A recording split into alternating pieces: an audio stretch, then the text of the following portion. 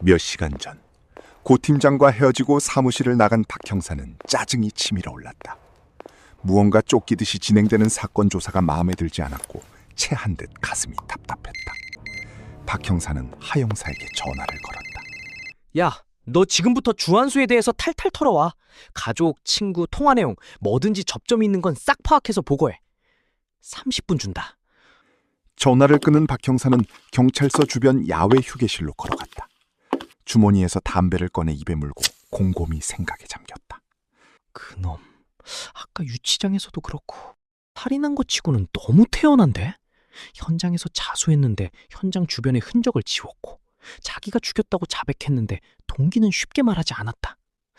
살해 도구는 손에 쥐고 있었으면서 집안의 피의자의 지문은 나오지도 않았고, 이놈 이거 똑똑한 거야, 멍청한 거야. 아우씨. 박 형사는 머리를 쥐어뜯으며 깊은 생각에 빠졌고 인상을 찡그리며 생각하던 도중 어떤 생각이 뇌리를 스치고 지나갔다. 잠깐, 혹시 혼자 한 게 아닌가? 만약 공범이 있다면? 공범의 존재를 숨기려고 현장 주변을 청소했다. 이건 말이 된다. 그럼 자수는 진짜 죽인 건가? 아니면 같이 죽인 건가? 근데 왜 현장에서 자수했지? 그날은 집에 아무도 없고 밖에 비가 많이 와서 얼마든지 도망갈 수 있었을 텐데 굳이 주변의 흔적까지 지우면서 도망을 가지 않았다? 뭐지? 깊은 생각에 잠긴 박 형사 옆으로 이 형사가 담배를 입에 물면서 다가왔다. 박 형사는 이 형사가 옆에 앉는 것도 모른 채 생각에 잠겨 있었다. 이 형사는 박 형사를 물끄러미 쳐다보다 말했다. 야, 무슨 생각을 하길래 사람이 옆에 오는 것도 몰라? 왔냐? 팀장님은? 서장님이 사건 브리핑하는데 옆에서 보좌해야 한다고 이 바쁜 와중에 친히 따라가셨다. 이제 곧 하겠네. 하여튼 그 양반 사회생활은 잘해. 나중에 총장까지 할 뿐이야. 야, 그래도 팀장님이 그렇게 하니까 우리가 다른 팀에 무시 안 당하고 눈치 안 보고 수사하잖아. 형님이 그렇다고 뇌물이나 청탁 같은 거 받는 것도 아니고. 그건 그렇지. 근데 넌 무슨 생각을 그렇게 하는 거야? 별거 아니야. 근데 나무원 건은 아직 브리핑할 정도가 아니지 않아? 너무 급한 것 같은데. 내 말이. 근데 어쩌냐. 위에서 빨리빨리 하라고 쪼는데. 그리고 웬만한 증거는 정리됐어. 자백도 있으니까. 부검은 벌써 나왔어?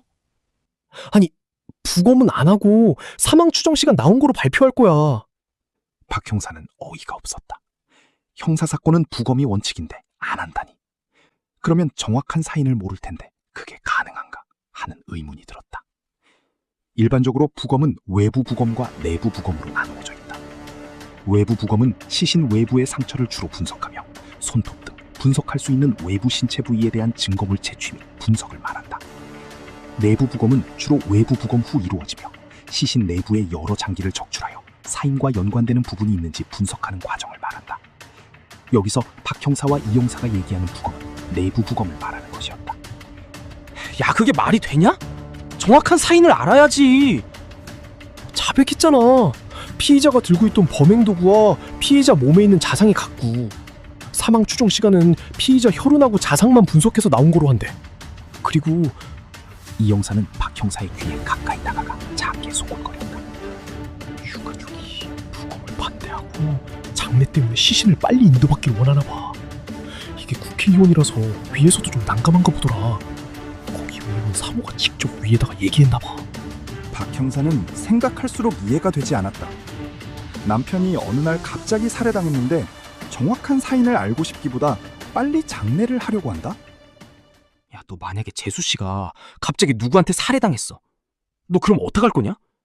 그러면 그 새끼를 죽여버리지. 아니, 그거 말고 부검을 할 거냐고 말 거냐고. 부검이야 당연히 해야 하는 거니까 하겠지. 근데 우리는 부검이 어떻게 진행되는지 알잖아.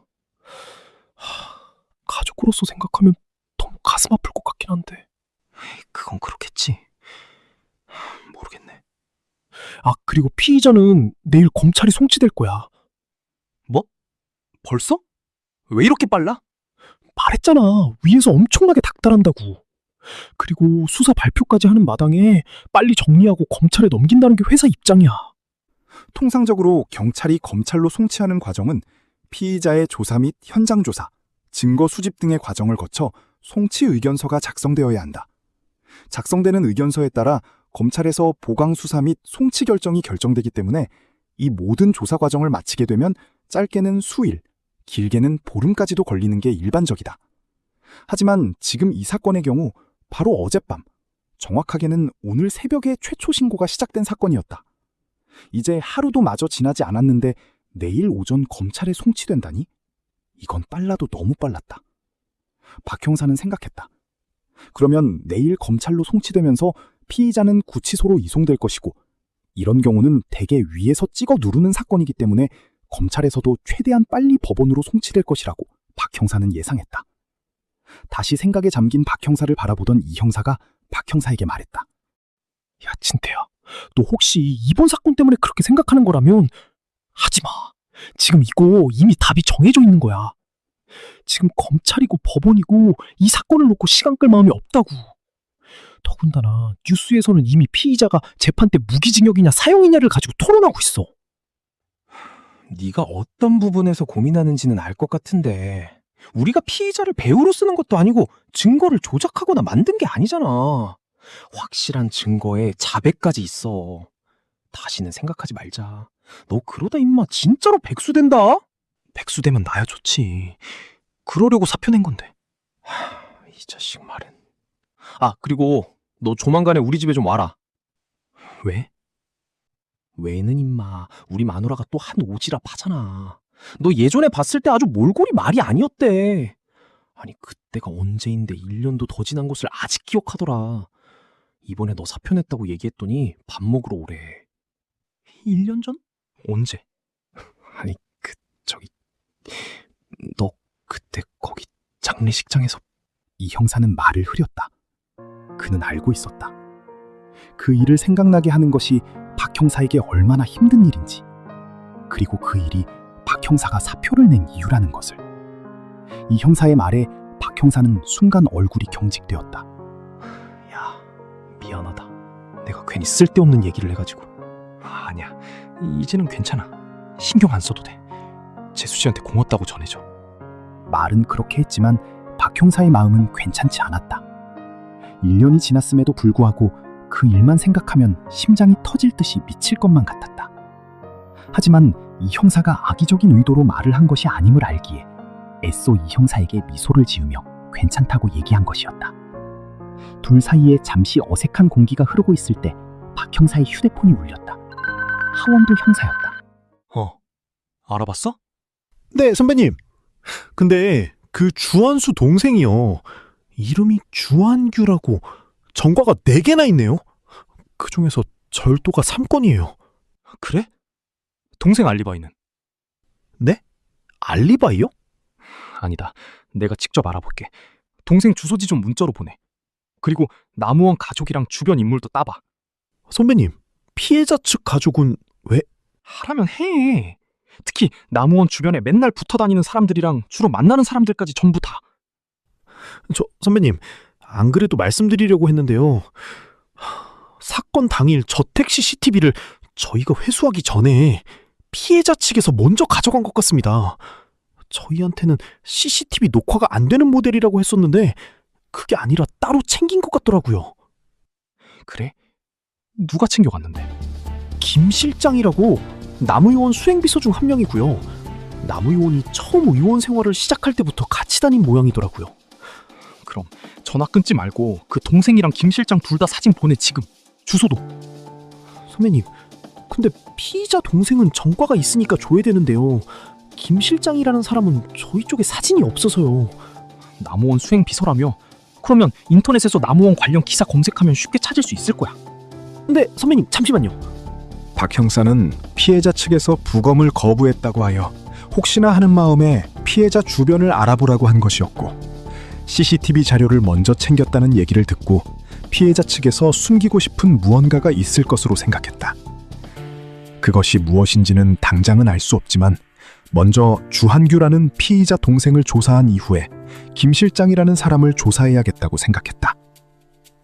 잠시 후 휴대폰으로 주한규의 주소와 김 실장의 사진이 메시지로 도착하였고 메시지를 확인한 박 형사는 하 형사와의 통화를 종료한 뒤 자리에서 일어났다. 통화를 옆에서 듣고 있던 이 형사가 말했다. 야, 너 뭐 하는 거야? 아까 얘기했잖아. 이제 신경 쓰지 말자고. 누구랑 통화한 건데? 우리 팀 신입. 나 먼저 간다. 혹시나 반장님이 나에 관해서 물어보면 그냥 모른다고 그래. 박 형사는 급하게 자신의 차로 뛰어갔고 이 형사는 뛰어가는 박 형사의 뒷모습을 보고 주머니에서 담배를 꺼내어 입에 물다가 의아한 표정을 지으며 말했다. 신입? 누구 말하는 거지? 최근에 새로 발령된 사람이 있나? 잠시 후 박 형사는 주한규의 주소지를 향해 차를 타고 가고 있었다.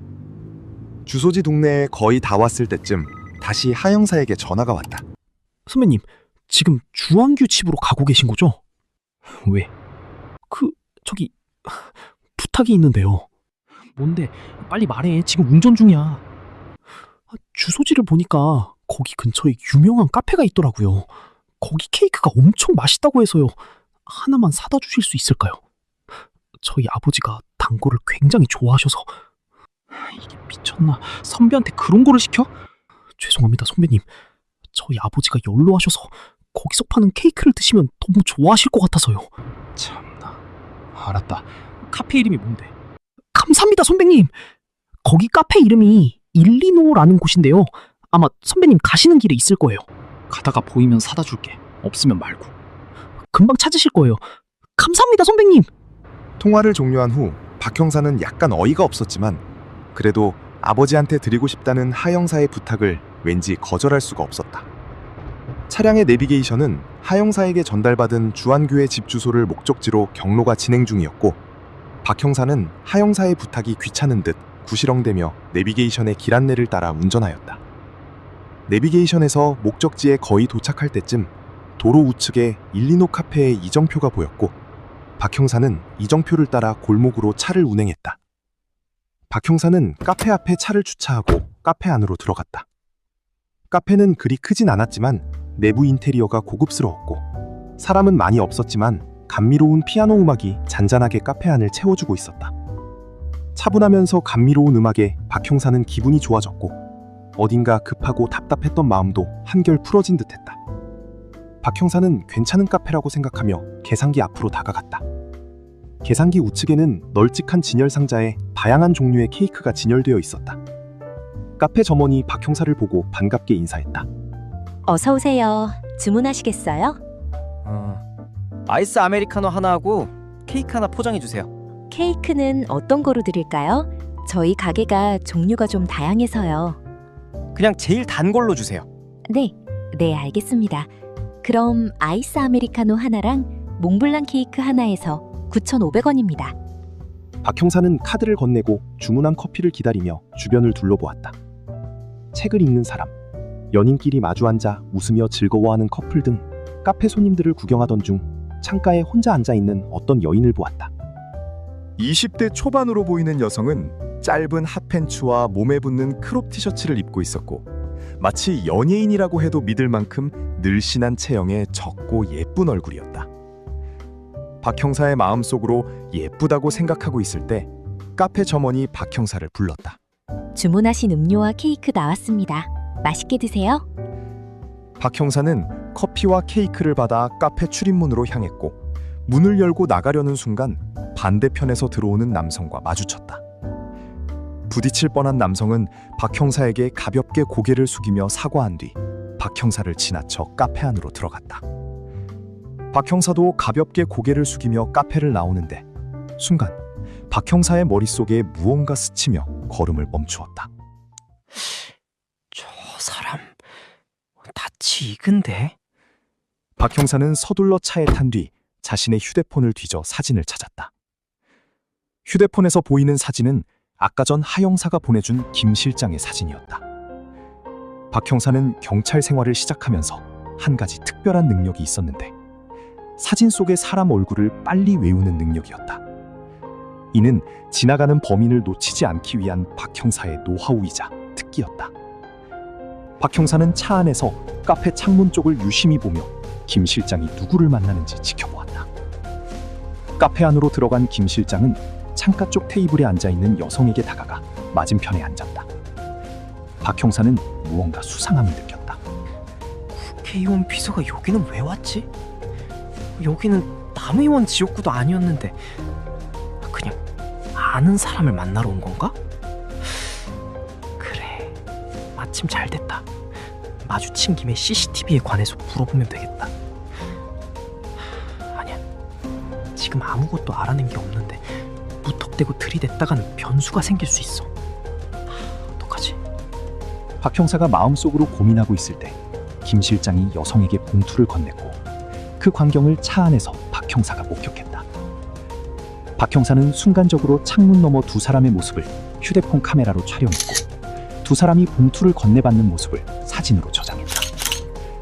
자신이 생각하기에 특이한 상황 또는 현장을 사진으로 찍어 증거를 남기는 것도 직업병처럼 박 형사의 오랜 버릇이었다. 박 형사는 김 실장과 대화하는 여성의 표정을 주의 깊게 관찰했다. 여성의 표정은 당당했고 앉아있는 모습은 여유로웠지만 눈빛은 한 곳을 똑바로 응시하지 못했다. 이거 봐라. 저 봉투 저거 무슨 뇌물 같고 김 실장이 저 여자에게 돈을 줘야 하는 무언가가 있다는 건데 근데 저 여자는 왜 저렇게 불안해 보이지?